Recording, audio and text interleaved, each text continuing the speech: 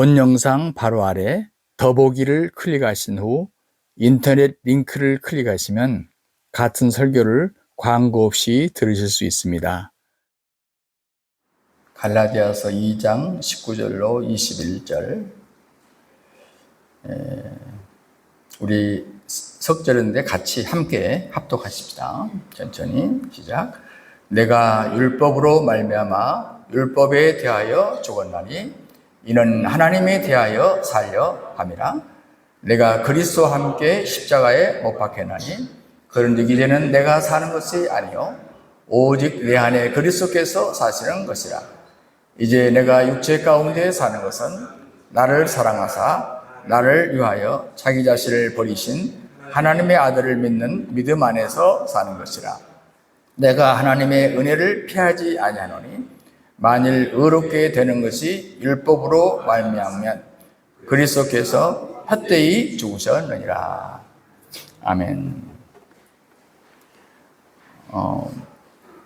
제가 종종 우리 신학생들에게 성경을 볼 때 성경을 교리책으로 보지 말고 성경에 나온 인물들의 신앙 고백으로 봐라. 제가 그런 얘기를 종종 합니다.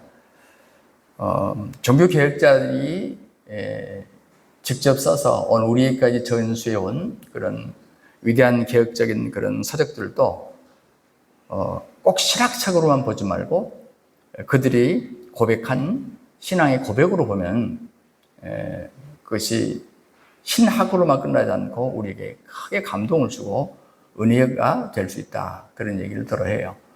그러니까 예를 들어서 존 칼빈의 기독교 강요나 또 그가 쓴 서간이나 주석들을 교리책으로 읽지 말고 제네바 성 베드로 교회에서 목회하면서 또 스트라스부르크에서 목회하면서 그가 말씀을 묵상했고 또 설교했던 또 교인들을 가르치고자 했던 그 내용으로 보면 우리에게 큰 은혜가 된다 하는 얘기를 종종 하는 것입니다.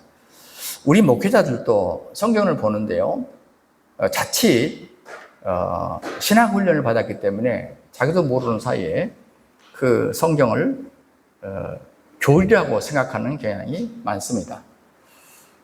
예를 들어서 우리가 바울 서신을 볼 때 그것을 바울의 신앙 체험의 고백이다 이렇게 보지 않고 바울의 신학적 관점으로 보게 되면 실제로는 그 본질을 얻지 못하고 이렇게 비껴갈 수가 있더라 하는 제 경험 얘기인 것이죠.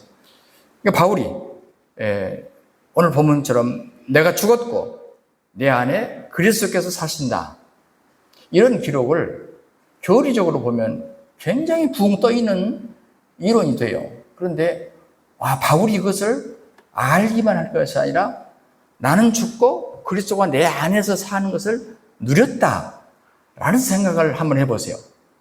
그리고 바울이 우리들에게 너희도 그렇게 살아라고 하는 관점에서, 왜냐하면 바울도 예수님 제자들과 달리 예수님이 부활한 이후에 예수님을 만난 사람이고 우리 역시 예수님과 직접 살지 않았지만 예수님이 부활하신 이후에 그리고 더 나아가서 승천하신 이후에 우리를 만났잖아요.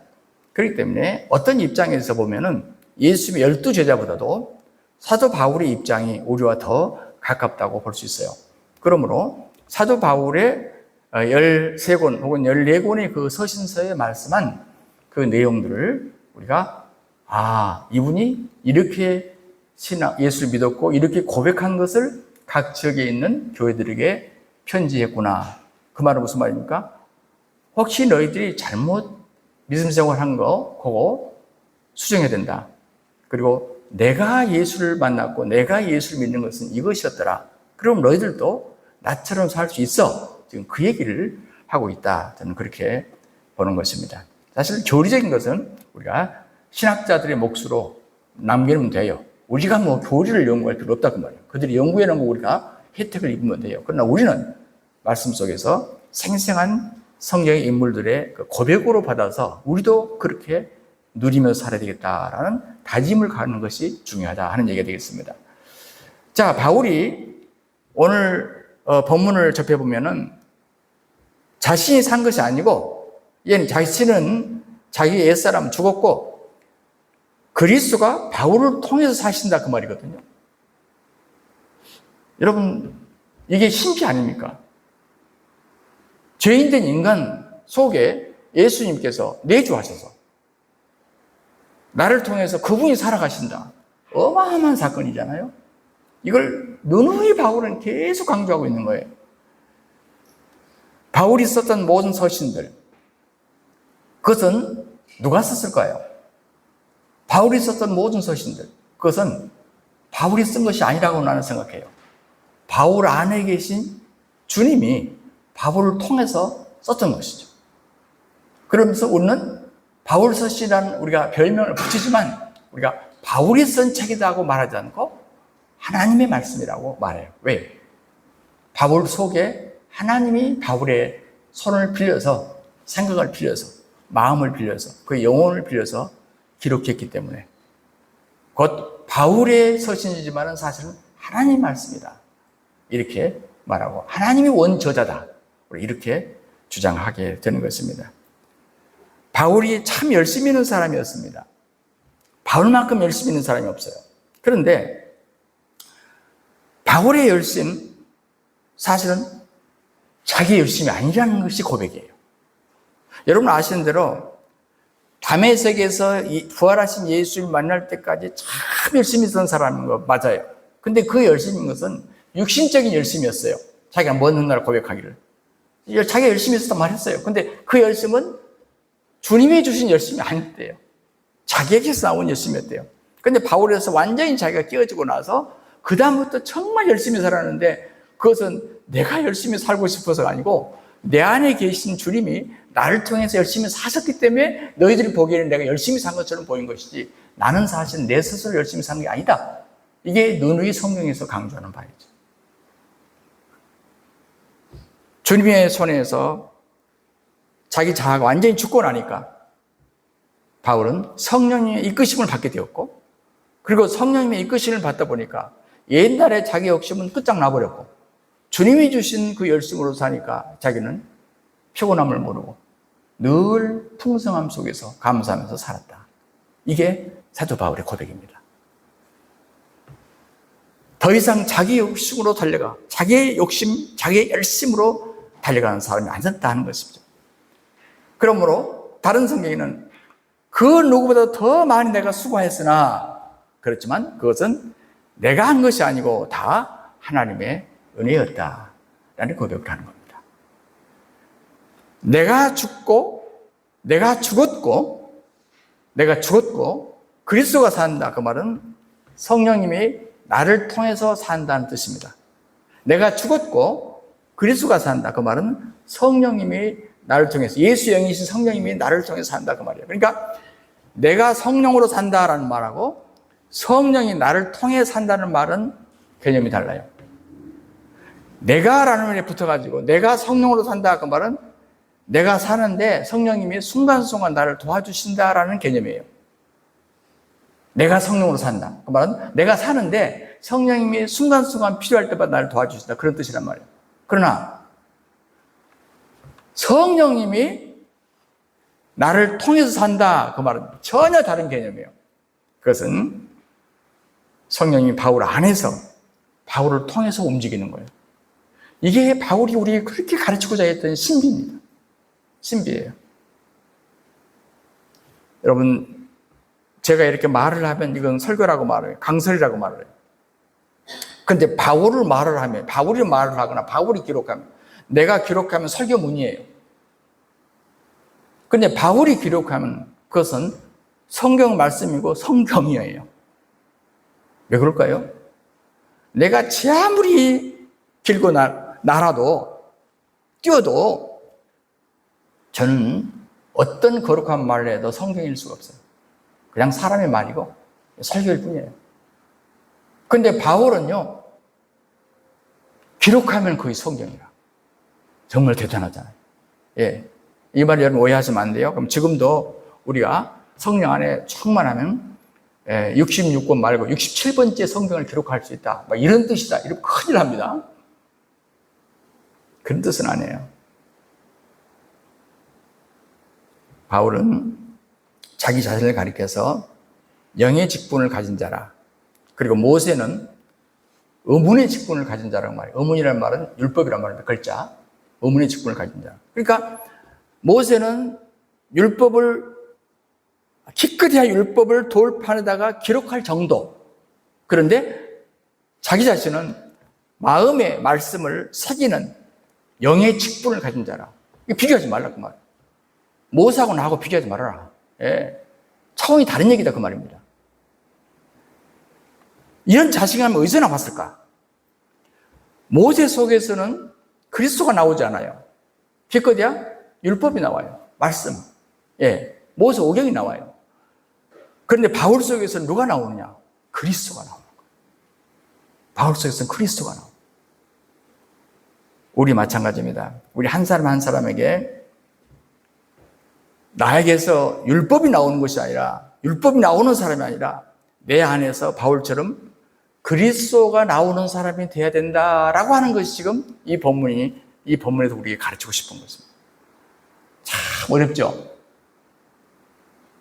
그런데 계속 묵상해 보면 이게 바울의 심정을 여러분 이해할 수 있습니다. 시시하게 나 자신으로 살고 싶으면 우리가 늘 해왔듯이 열심히 신앙생활 하면 돼요. 내가 그걸 부정하지는 않겠어요. 그런데 성경은 그 수준을 말한 게 아니란 말이에요. 바울이 지금 우리 그 수준을 말하려고 한 게 아니란 말이죠. 새 삶을 살고 싶다면 그리스도가 나 대신 살아주신 것을 믿어라. 우리 안에서 그리스도의 생명이 나오길 원하느냐? 그렇다면 차라리 내 편에서는 내가 노력하는 것을 멈추고, 오늘 핵심입니다. 오늘 제목이에요. 내가 노력하는 것을 멈추고 자기 노력을 멈추고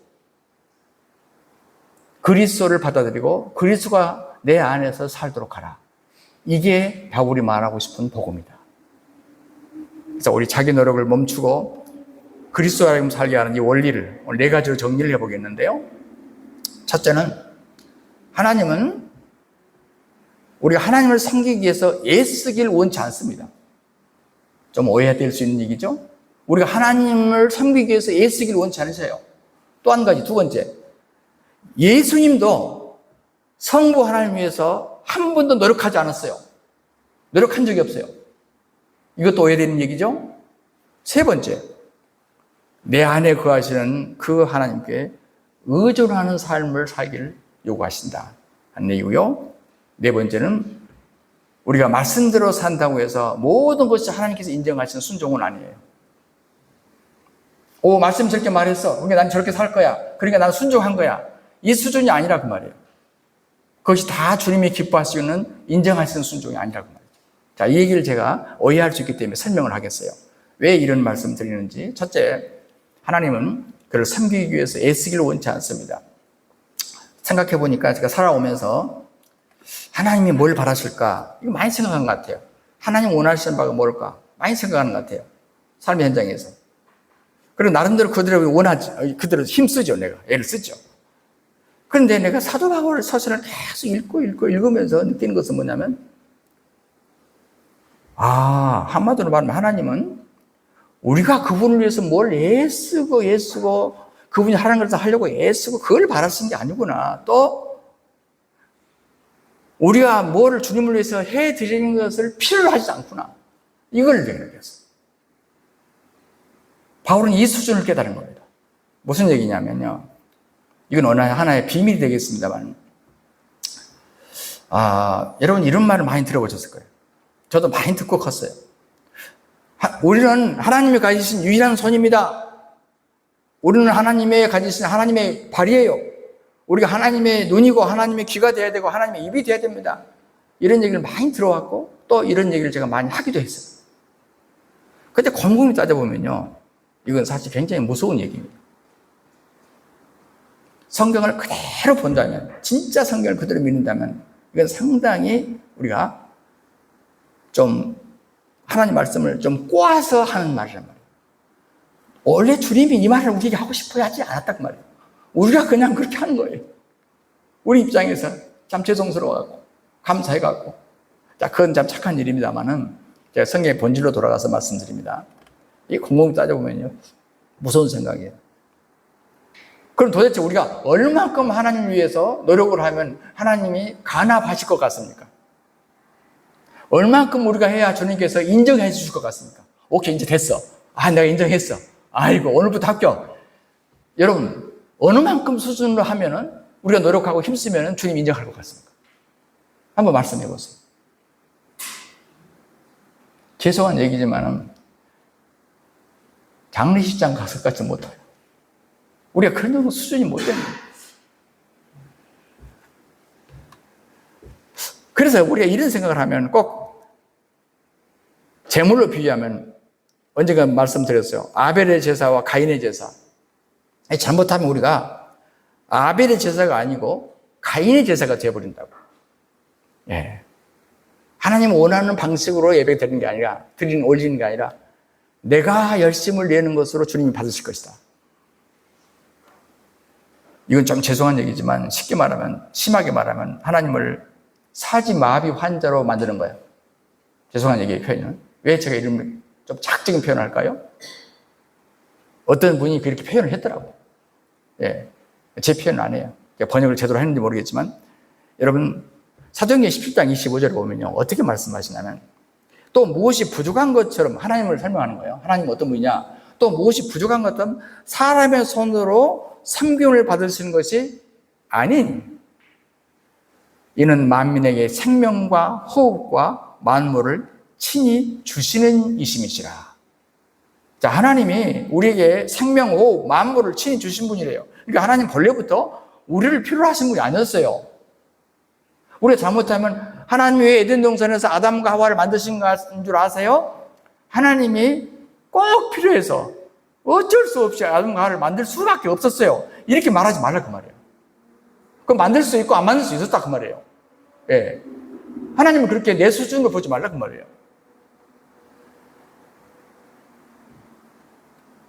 한번 여러분 비교해 보세요. 여러분이 가지고 있는 것하고 하나님이 갖고 있는 것하고 한번 비교해 보시라고요. 세상 말로 게임이 되느냐 그 말이에요. 어떤 분은 그렇게 말해요. 하나님 나 없으면 하나님도 손해보세요. 내가 얼마나 중요한 줄 알아요? 나 없으면 하나님도 손해요. 나 잘 챙기셔야 돼요. 이렇게 또 말하는 분도 있어요. 그러면 주님께서 속으로 뭐라고 그러냐면, 말은 안 하시지만 속으로만, 저희 웃긴다. 여러분, 예수님 필요하다면 바위들을 찬송할 사람이 없어. 그러면 바위들을 통해서도 찬송하게 하신다. 하나님 필요하면 꼭 말할 사람이 없어. 나에게 입을 통해서 말을 하게 하신 분이에요. 하나님을 너무 우습게 보시지 마십시오. 하나님은 그렇게 말씀하시고 실제로 성경에는 그런 사건들이 있어요. 그럼 왜 하나님은 우리가 그분에 대해서 알기를 원하실까 그러면? 그런데도 하나님은 우리가 하나님을 알기를 원하시잖아요. 믿기를 원하시잖아요. 의지하기를 원하시잖아요. 왜 그럴까? 지금껏 그래야 우리가 하나님을 섬길 수 있으니까 이렇게 말하지 말자고 말이죠. 옛날에 그렇게 말했더라도 그 수준으로 말하지 말자고 말이에요. 그래야 하나님을 섬길 자가 있잖아요. 여러분, 하나님은 누가 안 섬겨주면 하나님은 어떻게 눈 하나 어떻게 발걸음 하나 못 하십니까? 핸디캡이냐고 하나님이. 하지만 하나님, 예수님은 하나님 우리에게 왜 영생을 주셨는가에 대해서 사뭇 다른 표현을 하십니다.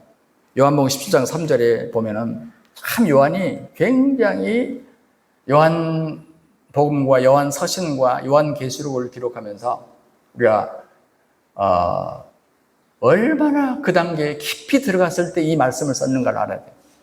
야, 밤모섬에서 얼마나 주님과 깊은 단계, 하나님의 마음을 얼마나 읽은 다음에 이 책을 썼는가를 우리가 이해해야 돼요.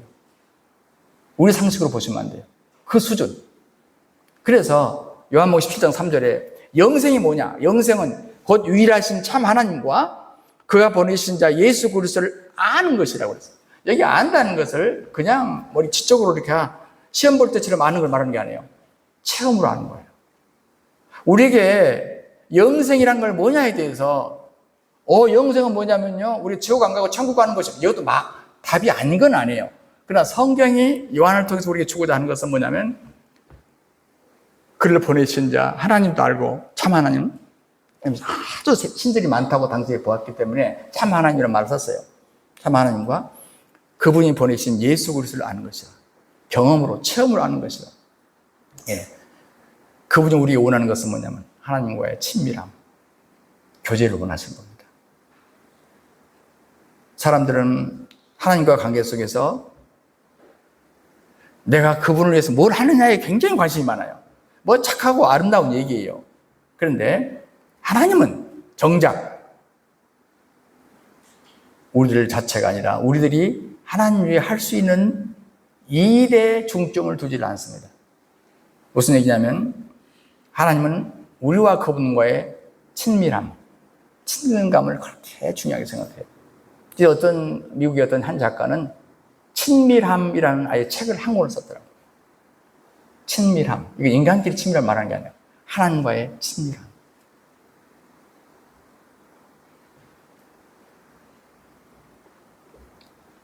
우리가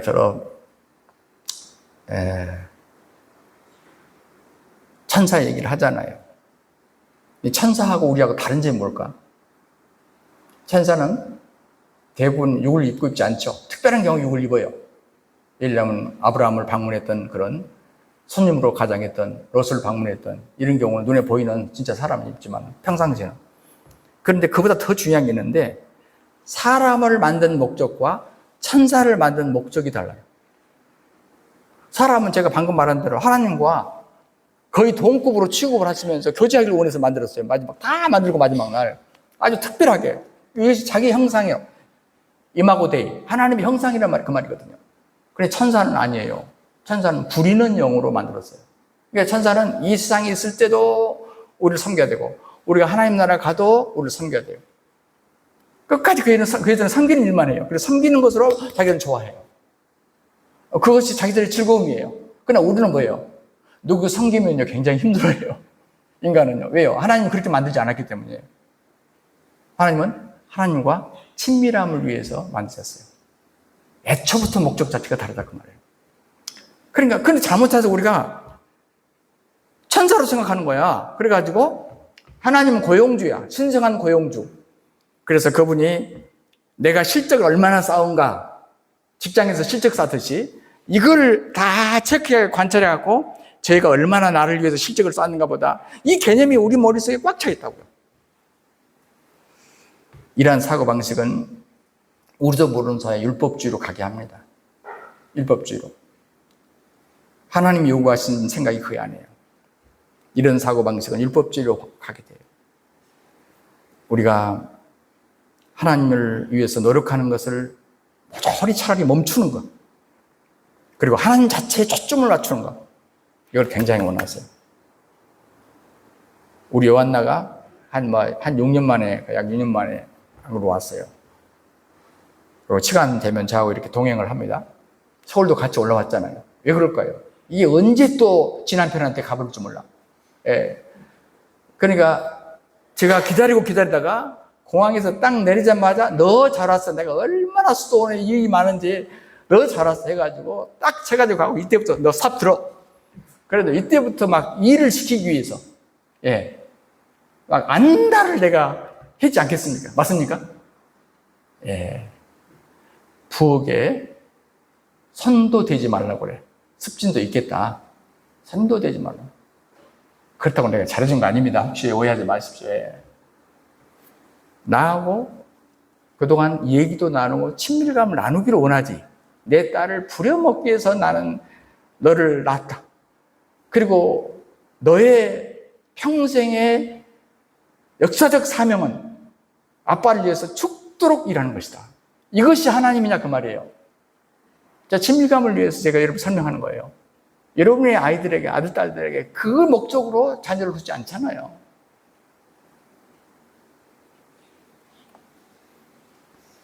그러면 아무것도 하지 말란 말입니까? 그렇지는 않아요.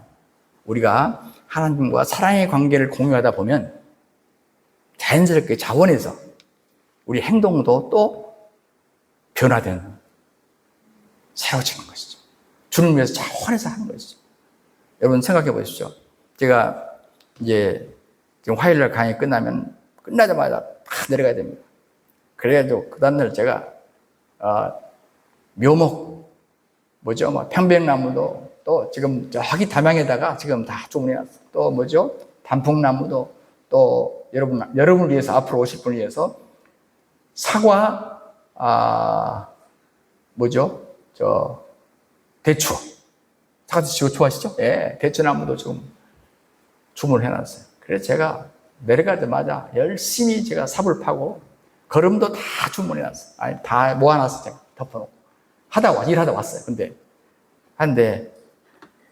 제가 억지로 하나님이 하라고 해서 이걸 한다. 며칠 하겠습니다. 제가 뭐 노동을 해본 사람도 아니고 내가 며칠 하겠냐. 그러나 내가 주님을 사랑하고 사모하니까 비록 내가 지금 이 나무 묘목 갖다 심어봤자요, 내가 앞으로 제대로 볼 수 있을지도 몰라. 그래서 내가 뭘 배웠냐. 먼 과거에 20여 년 훨씬 전에, 한 5년 전에 그 어떤 나라에다가 선교센터를 하고, 그리고 거기다가 묘목을 여기서 돈이 없으니까 얻어다가 막 남의 집에다 분양에다가 받아가 심어놨어. 근데 먼 훗날 거기 있는 분들이 사진을 찍어서 보내는데 내가 했던 그 센터가 아니네? 그런 생각이 들었어. 왜냐하면 그 10년 넘고 20년 되니까요, 그때 묘목이 심어놨던 게 큰 나무가 돼가지고 그 나무 밑에서 사진을 찍어서 보내더라고. 심어야 된다. 그건 뭐죠? 자원하는 마음이죠. 이만큼이라도 힘들면 못해요. 그렇잖아요. 힘이 안 든다는 얘기 안 해요. 여러분 도와주세요. 그렇지만 뭐예요? 제가 지금 본질을 뭘 말하는 거죠? 우리가 주님을 사랑하고 주님을 사모하면 다른 것은 자원해서 된다 그 말을 하는 거예요. 이 자체 목적이 다르다 그 말이에요. 초점이 다르다 그 말이에요. 그 말을 설명하는 거예요. 하나님은 그를 섬기기 위해서 애쓰기를 원치 않으세요. 자연스럽기를 원하세요. 우리 자매들이 막 아침에 밥도 준비하고 와가지고 막 후닥닥 해서 예배 마치고 해서 내가 보기에 우리 예배로 왔는데 뭐 정신없이 땀을 아침에 이렇게 하면 그 먼 데서 가지고 이거 뭐 식당에만 나가면 밥 다 있는데 이것 때문에 예배가 중심이 돼야 되는데 이거 안 되겠다. 이거 없애라고 했어요. 예배를 즐기고 예배 전에 일찍 와서 충분히 기도하고 준비해야 된다. 나는 일주일간 열심히 말씀을 묵상하고 준비하는데 막상 여기 앉아있는 분이 준비가 안 되어버리면 나는 일주일간 어떻게 하는 말이에요. 그러니까 그렇게 하라고 했어요. 예배를 위해서 기도하라. 어젯밤에도 우리 교회당을 위해서 서로 우리가 기도했어요. 서로 전화로 기도했어요. 어두운 세력들이 우리를 방해하지 못하고 여기 오신 분들 편안한 마음으로 말씀을 잘 받게 해주십시오. 두 번째, 예수님은 성부 하나님을 위해서 한 번도 노력하지 않으셨다는 말이에요. 여러분, 예수님이 이 땅에 계실 동안 어떻게 사셨어요? 지금 바울이 뭘 가르치고 싶어 하냐면요, 그리스도인들의 신앙의 원리를 예수님의 삶을 통해서 우리에게 보이고 싶어 하는 거예요. 예수님이 자기 아버지 하나님 위해서 훌륭한 일을 하려고 노력했다 안 했다? 안 했다는 거예요. 무슨 얘기입니까? 그분은 성부 하나님 위해서 아무런 노력도 하지 않으셨어요. 예수님은 이 땅에 아버지를 드러내려고 오셨지 그 목적을 달성하려고 자기 힘과 노력을 다 해서 노력한 분이 아니에요. 드러내려고 오셨지만 노력하지 않았다. 그 말이 무슨 말일까요? 예수님과 빌립 제자와 이렇게 대화하는 장면을 보면 여기 조금 이해가 쉬워요. 요한복음 14장 8절 10절을 보면 참 묘하네요. 다른 복음서에 비해서 한 단계 더 깊은 얘기를 나누거든요. 그래서 요한복음이에요. 거기 보면 이제 무슨 얘기가 나오냐면 빌립이 예수님, 내가 좀 풀어서 말할게요. 주님, 예수님 이렇게 쭉 따라다니는데 아버지 좀 보여주세요. 하나님 아버지 좀 보여주세요. 그런 거야. 그러면 우리가 축하겠나이다. 그랬더니 뭐라고 답하냐. 빌립아, 내가 전혀 감을 못 잡고 있구나. 내가 너와 이렇게 오랫동안 3년 동안 함께 했는데 아직도 모르겠어. 네가 나를 보았다면 아버지를 본 거야. 어찌하여 너는 내게 아버지를 보여달라고 하느냐? 내 아버지와 내가 완전히 하나인 것을 모르냐? 내가 풀어서 말합니다. 빌립아, 네가 나를 통해서 들은 말은 내 말이 아니야. 내 아버지가 나를 통해서 이 말을 하고 계시는 거야. 네가 본 내 행동들, 내가 한 모든 것이 내가 아니야. 그것은 내 안에 거하신 아버지께서 그 일들을 하고 있는 것이야. 이해가십니까? 지금 빌립에게 설명한 장면이에요. 예수님은 자신에게서 나오는 모든 말, 행동, 모든 근원이 자기 자신에게 있는 것이 아니라 하나님에게 있다고 하는 것을 분명히 말했어요. 요한복음 14장 24절에서 뭐라고 말하냐면 너희가 듣는 말은 내 말이 아니요 나를 보내신 아버지의 말씀이니라. 이 말도 똑같은 말이에요. 예수님이 실컷 많은 기적을 행하고 다니고 많은 말씀을 설포하셨잖아요. 그런데 그 모든 것이 내가 한 게 아니래요.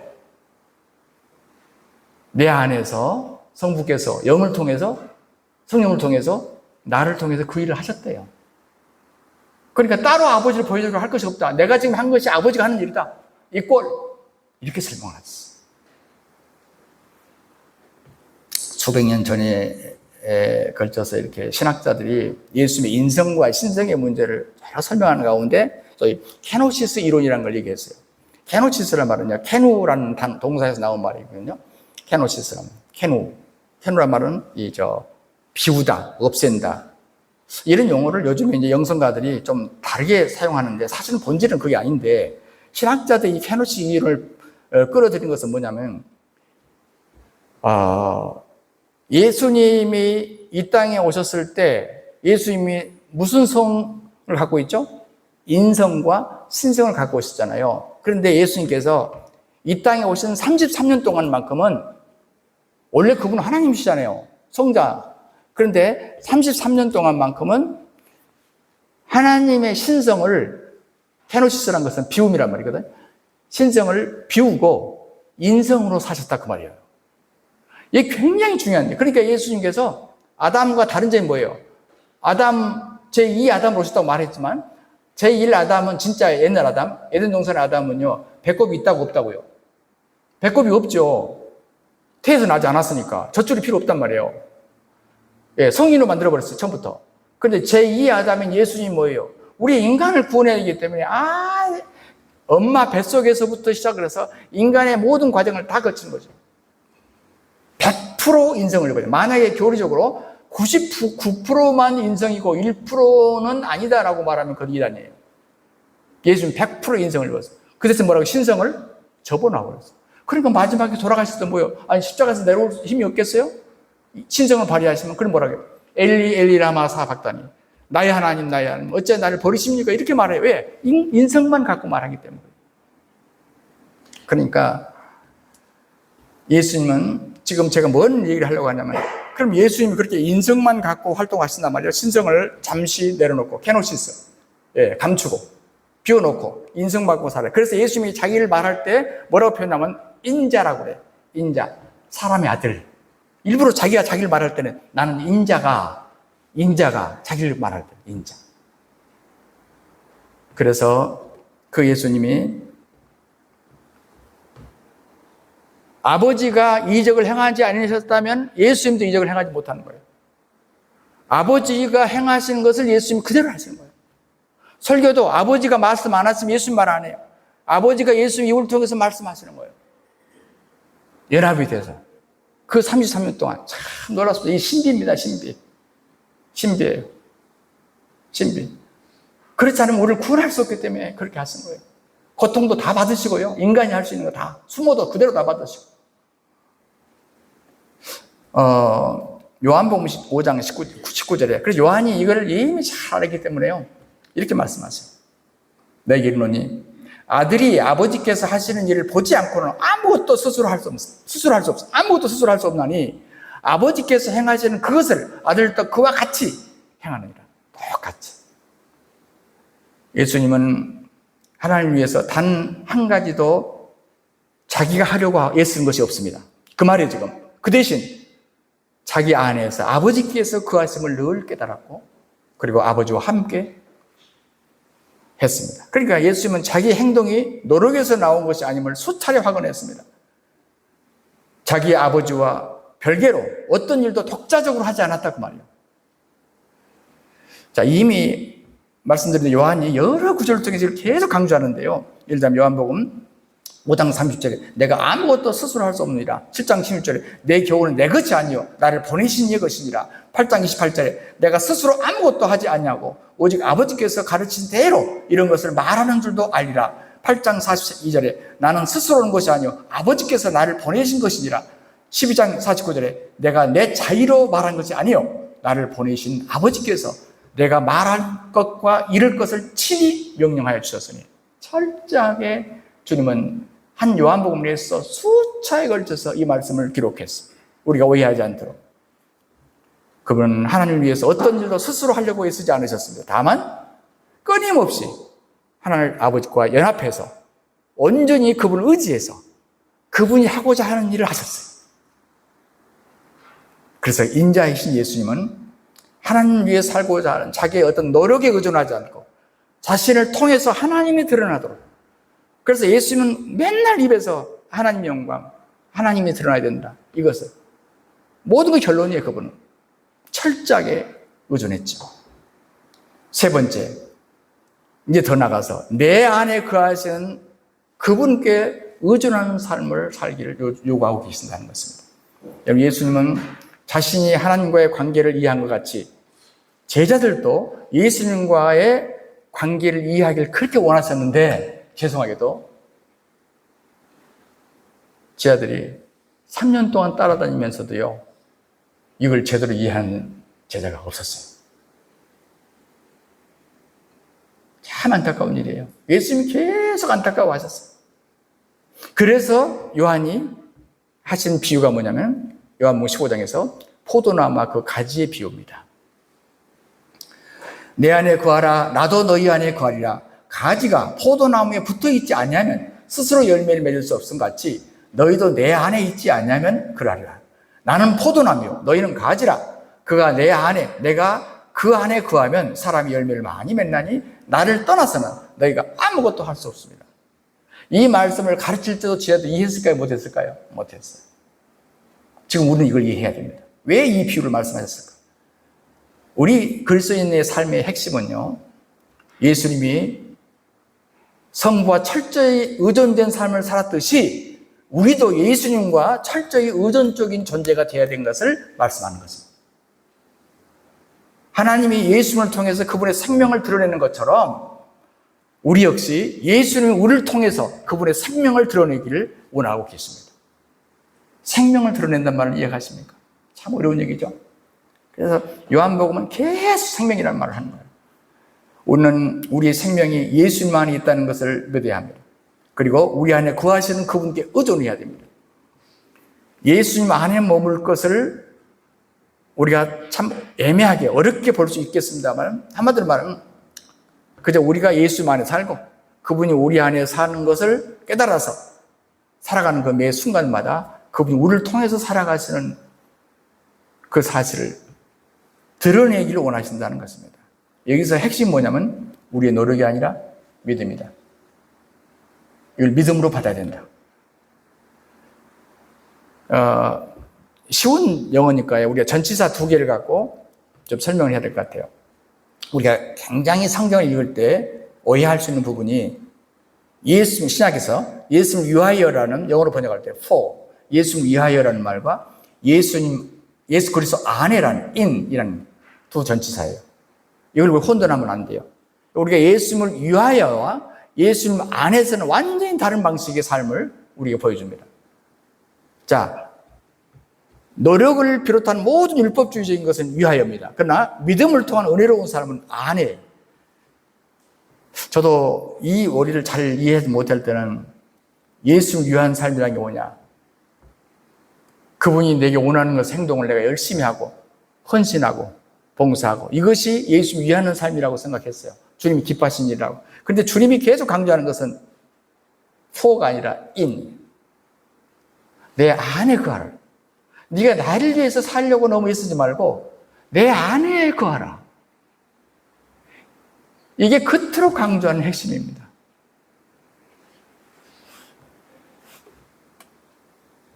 과연 나는 하나님 기대하신 삶에 부합하며 살고 있는가? 항상 나 자신에게 질문해요. 하나님 기대하신 삶에 부합하는 가만히 생각하면 뭐예요? 아닌 거예요. 내가 또 어겼어요. 계명을 또 어기고 이것도 또 어기고요. 이거 안 돼요. 그럴 때마다 내가 영적으로 도달해야 될 지점이 너무 멀다는 그런 생각을 많이 하게 됩니다. 그러나 성경은 우리가 도달하지 못할 얘기를 한 게 아니라고 말이에요. 주님, 우리하고 하나님하고 장난치자는 얘기 아니에요. 이건 현실이에요.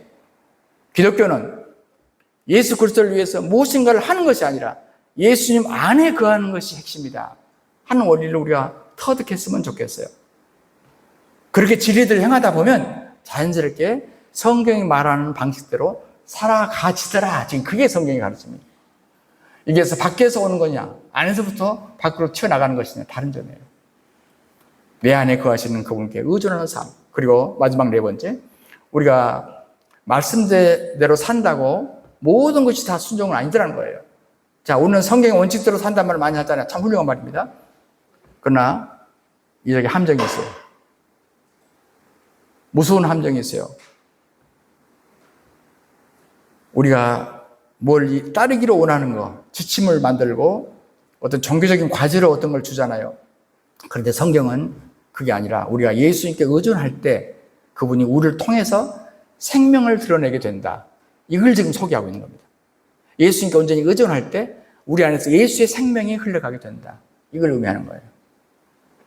특히 우리가 신약성경 속에서 기독교가 뭐냐?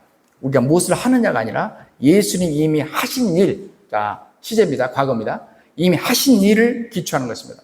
예수님이 모든 걸 이루어 놓고, 과거, 이루어 놓고 그걸 근거로 해서 그 다음에 우리의 신앙생활을 시작하는 겁니다. 이게 차이점이에요. 성경은 우리 안에서 역사하기 시작한 예수님이 그 일을 기쁠고 이룰 것이라는 거예요. 자, 무슨 얘기냐면, 자, 데살로니가 전서 5장 24절에 이렇게 전합니다. 너희를 부르시는 이는 미쁘시니 그가 또한 이루시리라. 이것은 미래잖아요.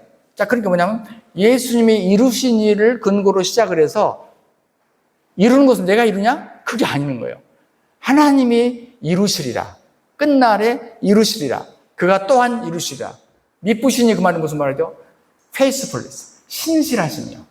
그분 한 번 약속한 것은 변개치 않는 분이기 때문에 책임지고 이것을 시작하셨기 때문에 끝까지 책임져서 이루신다.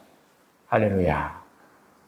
실제로 우리가 주님께 순종함으로 얻는 복이 많잖아요. 그런데 우리가 이걸 잘못하면 내가 순종할 수 있다고 생각하는 거예요. 이건 굉장히 어마어마한 실수입니다. 하나님께서 그 목표를 정해놓으시고 하나님께서 나를 그 수준으로 끌어가겠다는 얘기입니다. 자, 성경의 구약에서 수많은 인물들이 나오잖아요. 그렇죠? 다윗?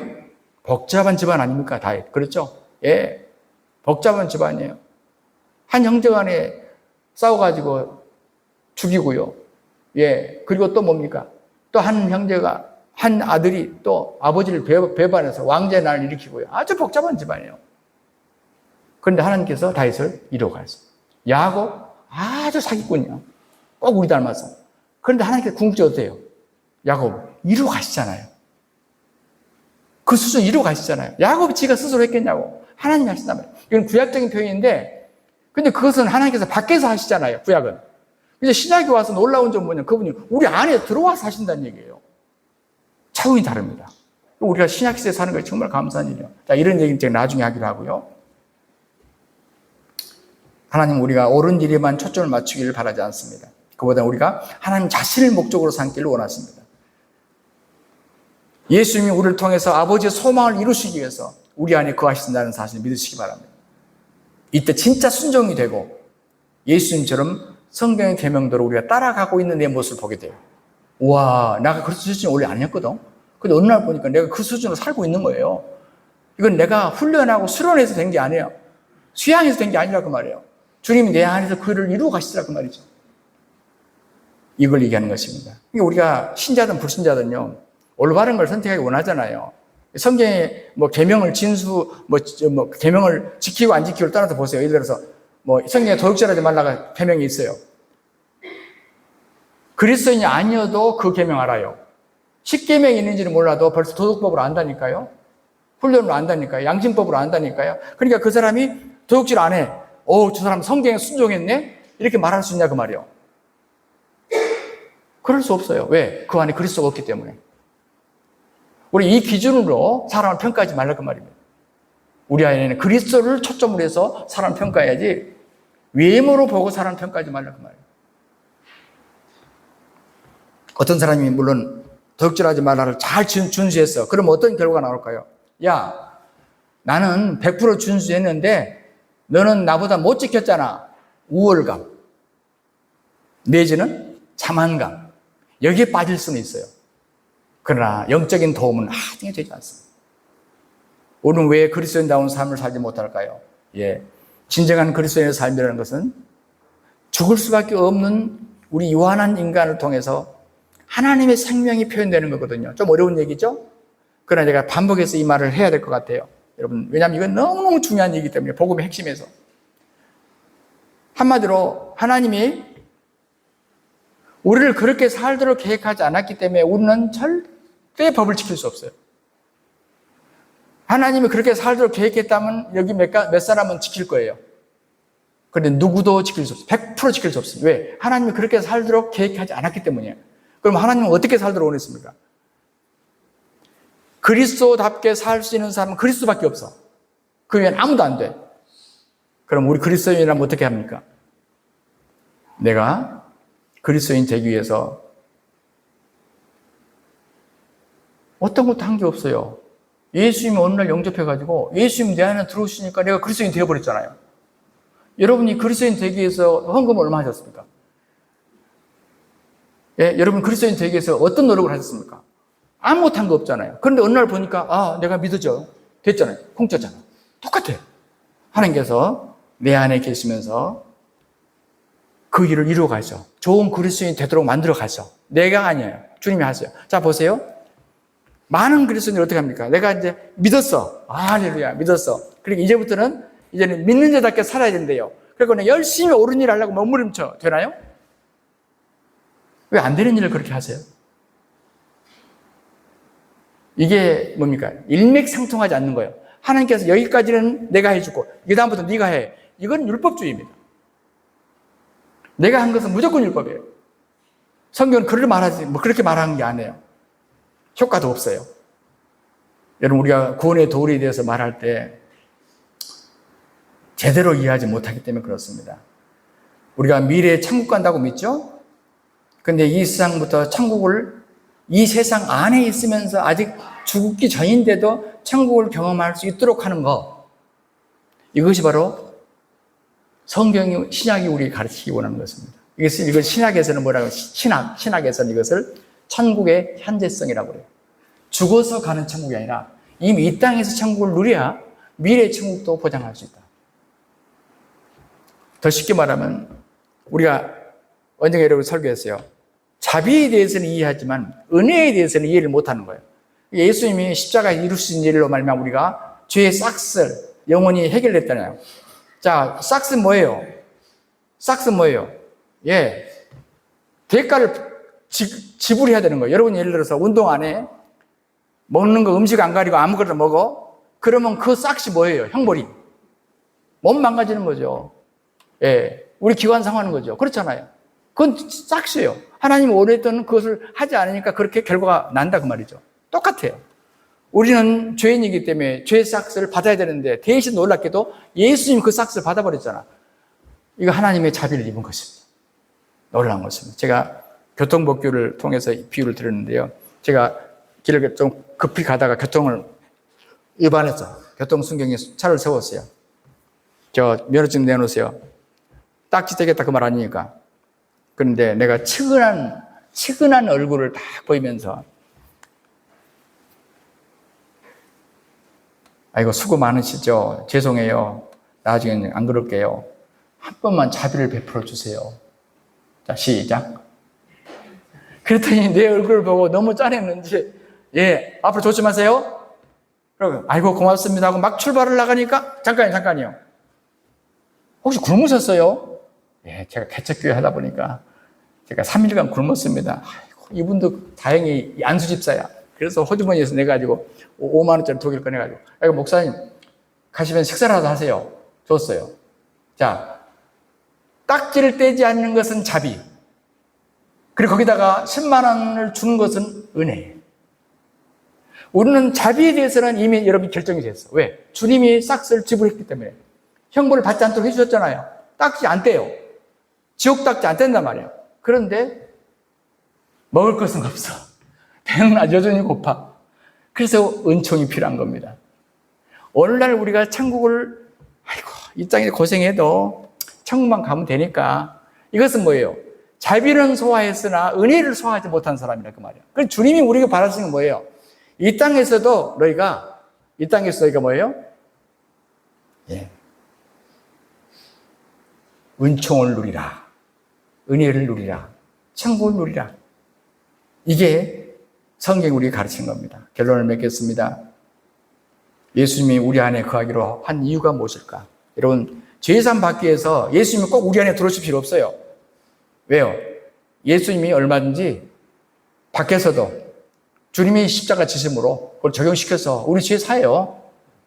꼭 우리 안에 안 들어오셔도 늦어지 않아서. 여러분, 단지 우리가 죽어서 천국 가는 것이 목표라면 굳이 현세 우리 안에 그분이 오실 필요 없어요. 왜요? 구약시대 사람 보세요. 그 안에 내주하지 않았지만 구원 받잖아요.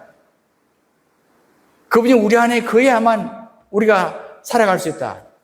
무엇인지 할 수 있다. 아니죠. 여러분 성경에 보면 이렇게 살라 저렇게 살라 하는 말씀이 있어서 우리가 완전 잘 살아왔잖아요. 문제 없어요. 그러나 제가 왜 그 다음 문제를 강조하느냐. 예수 그리스도의 영이 우리 안에 거해야만 한 이유. 한 가지만 딱 된다면 우리 안에 성령님이 내주해 주셔야 하나님 안에서의 삶을 진정으로 경험할 수 있고 그리고 그분의 신성한 생명이 우리를 통해서 드러날 수 있는 거예요. 생명이 흘러갈 수 있는 거예요. 그래서 예수님은 성경 에베소 2장 1절에 그는 허물과 죄로 죽었던 너희를 살리셨고 살리셨죠? 그 다음은 이게 중요해요. 이미 허물과 죄로 죽었던 싹스 지불했잖아요. 살리셨고 요한복음 10장 10절은 더 중요합니다. 내가 온 것은 양으로 생명을 얻게 하고 그 다음 뭐예요? 더 풍성한 삶을 얻게 하려 함이라. 여기까지 가야 한다. 이것은 은혜 안에 머무는 삶이고 바로 하나님과 연합된 삶입니다. 이게 진정한 기독교예요. 진정한 기독교는 하나님을 위해서 무언가를 하려고 노력하는 것이 아니고 신약시대 초대교인들은 어떻게 살았냐? 그리스도는 늘 우리 안에 거하시고 우리를 통해서 나타나신다는 믿음을 가진 거예요. 대단한 사람들이야. 지금 우리와 다른 점이 이거예요. 초대교인들은 이거예요. 그러니까 순교를 하나 안 하나 아무 관심이 없어 그들은. 주님을 누리고 살기 때문에. 그런데 세월이 흐르면서 초대교인들의 이 놀라운 진정한 그리스도인의 가치를 잃어버렸어요. 그래서 지금도 여러 종들이 이걸 외치고 있지만 교인들이 귀를 기울이지 않습니다. 그래서 율법적인 그리스도인으로 머물고 육적인 그리스도인으로 머물러요. 이 세계에 들어가지를 못하는 거예요. 하나님은 자신을 위해 살기 위해 노력하는 사람들보다는 예수님의 생명으로 살아갈 사람을 지금도 찾고 계시고 우리가 그것을 누리기를 그토록 원하신다는 것을 제가 다시 한번 말씀을 드립니다. 차라리 내 노력을 멈추고 내 안에 계신 그리스도가 나를 통해서 살 수 있도록 하는 것이 참된 복음이다 하는 것이죠. 주 하나님 우리 아버지 고맙고 감사합니다. 웬 은입니까? 웬 사랑입니까? 우리에게 자비를 베푸시고 십자가로 우리의 죄의 싹스를 다 제거시킨 것만 해도 감사한데 우리 안에 지금도 오셔서 우리를 통해서 예수님처럼 살아주시고 생명을 살아주시고 생명이 흘러가게 해주심을 감사합니다. 이 믿음의 진정한 삶을 은혜를 누리도록 축복해 주옵소서. 주 예수 그리스도 이름으로 간절히 기도하옵나이다. 아멘.